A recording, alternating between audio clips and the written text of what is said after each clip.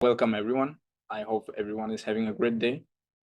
Ngasi oinadi aigi topic se from whom we should learn haibdi koi kana dagi matok tamdoino haibsi matangda ai mayamda aigi oiba idea khar thamjage haina video se samjabane aduga hoji chawkha leiba matamjigi matungina koi kari tawdoino tambam gi tambam ngata leibadagi ai kana gi matok tamdoino haibse koi khudima kangauna ngata ni isam samna aina IS officer oigi haitaradi IS officer ma oigraba mi odigi magi life to kamain tawgan IS officer oirino haibdo koi tamba mathau tai chamana society yo ban feeling yo role model no passing yo role model oi kana im to tam do no ha ding tang na I samla pa idea khar nang mayam da thamjage mayam na loibok ta bi ani na I khanjai ning koi mar thana ai yeng asi video sida tung the future leiba natrana masi inspiring or video content creator mani havigi thajabal thajabagi matung ina sponsor pbr ko gi post any post note is atare manipur gi oina hamba international fashion brand ne masi mayam na ai link makha rapcharam gi sidam tang sang kanda che amtang sector ing you kamain to no pam yaw targadi adum koi masala support tong gi dong ta ai link makha rapcharam gi edu thank you for sponsoring my video ado aigi masagi haram yo pot sita ko gi kana gi matok tam doi no ha sita aina structure hung tang ko na khaidok se ken khalle amana societal level da aduga next individual level sita mo koi different male and female and pa kan pi marka akoi kana gi role model oi doi no ha pot si tang da ai samla pa idea kan hai jage ayo akoi gi society da ha kan da society society na hor kan ko na kana gi matok ko na tam doi for Western society Western society the kari chane Japanese society or whatever for the advanced over UK USA more society the chane remember you when see social media uri inje more na the period influencing after ne when uri and more you when mato tam do shi karma mato mo ha bi tang ai samla pa wa kan thamjage yengse akogi IS officer oigi haitagadi ina IS officer mi mato tamma matamda mana IS officer oirakana mana khutta power paibdu nati bu kuna tamis kuna tamduise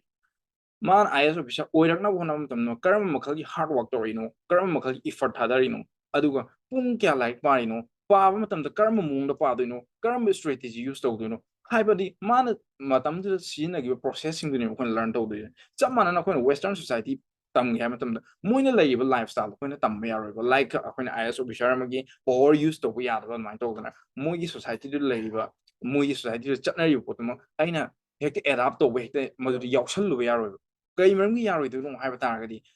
America haiba society USA society my construction phase ang lay ne construction phase to can't for kana ay na develop for phase to lay lifestyle enjoyment system ba ay yawsal taragadi ay society si kayo crumble down sa or pataba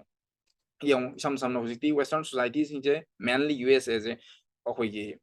muy matun lumur kana kumdhara ko hai phase to yor tasengna America USA gi society ji kam matam sokol ki ha targadi ai graph su na kan lu charke sai graph new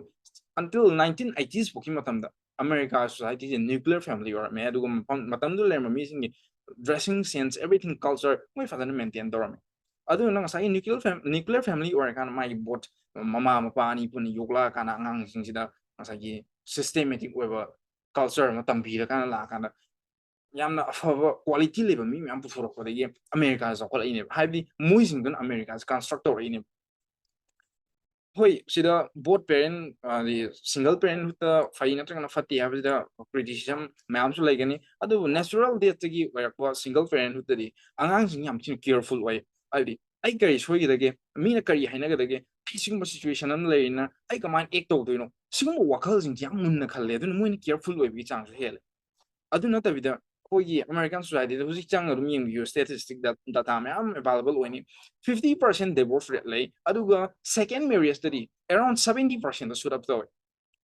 habi kain more than American society is lay mi am si low and divorce rate one divorce to kan single parent with the lay kan lay nga sa gi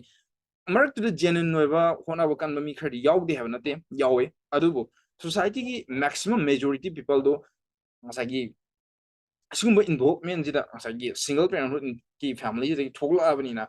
ngasagi American society da culture kaino khangdre discipline kaino khangdre respect kaino khangdre adun moi society ro husi downfall sala ine isam sam mayam khangbiram go drive khangde 2020 da America na magi marai chai thar leba tum kan na wi dam ta kari to gi ha po sim tang ai yam tem po am tang hai je ge me am boring chu ren khale dollar hai ba ji America khang na te USA digi mapan leba even India bok mayam sin India China ai di whatever country kudi mo dollar currency use to dum pam nai te adun mo ni ke do yan kan sigi pudung sa lor kan mo 3 trillion dollar sunglai le ta pasa 3 trillion dollar nam kanda mi myang ngal loan pi thagi madugi impact kai no aseng madi dumana pesa number da ga di country do financial crisis sol kan yo karam makhalgi ab inflation thopa yai adu America gi inflation only 9% ka way kai mar ngona ngana sai dollar war du dollar currency power yam high way my strength yam high way ni ga do atopu country sing da lo nam sandu kan impact bi adu madugi system du mar tu da khoi yaw ngam na tri adu na akhoi tamdu si kari no har ga di ngasai 1980s ki mamang da America karam makhalgi tradition lermi karam makhan culture lermi mayam sin karam makhalgi work culture legi mayam sin kamaina hona gi haiba ngasai chaukhut ma mafam du oirak na bagi damta mayam wa gi ba sem gi ba lang gi mayam sin do akhoi madu han khang ga dong ne madu khang da bilek da aina enjoy torni hena moi gi lifestyle tam mani ha tar gadi kai phangani akhoi de mangja bana tab disadvantage na tab kem da phangwe aduna akhoi na western society gi matok tam je haiba tar gadi develop oiraknabagi damakta matamdu legi amazing America society construct of amazing tuna tawrokibu way of living do akoi matok tam tok tai aduga mu social media gi matam lai ai nang sa haije gi face thokna khaidok sage habdo ai ahamda isi matang criticism yang wangba du am complicated oi ponina ai si matang di nupi matang ai yang kan haijar roge mar social media da kai doi akoina any person ngasai genuine noina masagi effort thadar kanda ru to person jing di kam follow to social influencer kara celebrity kara moi follow to ngani ai si matang na mi maming kharang panje mayam khangbi bring men oin pim sa jing ke yeng bi tar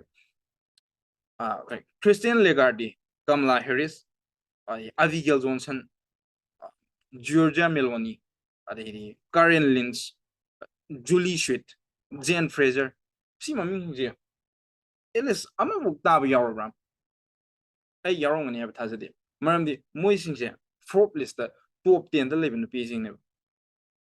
asengba khoina chawkhutki haba targadi matou tamdurise real effort gi real success phangmi dugi lifestyle du neina kanda akhoi khangdawne moina karam mkhangni dressing seli moina karam mkhangni lifestyle hingi moina kadai da lei moi kamain ek towi kari hard work torino khoi thigadawne adubu si myam je khangba mi masingdi ai kaisu yam lerangani haba thazaba leite adunnazu ai myam si ko se khanganjani adugo mu nufa sing dong lake nufa sing ju kai towi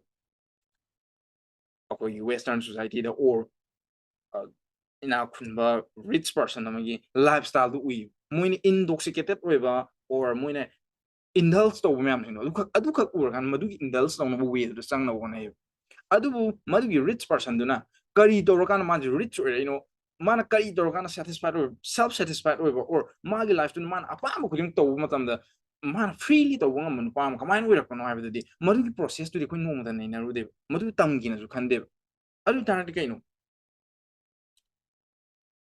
by hook or by crook madugi lifestyle tu nang no mo bukti nang enjoy to rubai or chahi me enjoy to rubai at a cost of what consider remaining life ki lemori besauksing duda o wara kanda lehona bagi damta madugi lifestyle ai tamdura adu sorkodi ain hajar ni men and passing responsibility am chawe akoi responsibility yam high ni akoi provider ni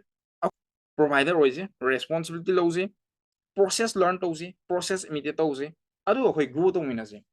at least khangdaba taragadi ain mamang video da su yaujegi bedone khangdaba taragadi hangbiu kanade hangdono intoxication na trana luxurious lifestyle da hingna bagi namukta imitate tor laino haibidi nasana chin season jagano ai si lifestyle that exist to meaning natti matang khar khakini nang nam adugi lifestyle hingna ngamdoise grow tong lo hona bi khangdragadi atu mi jin reach out to bi ai si khangde si kamai to si possibility kai lege akhang mi myam su leram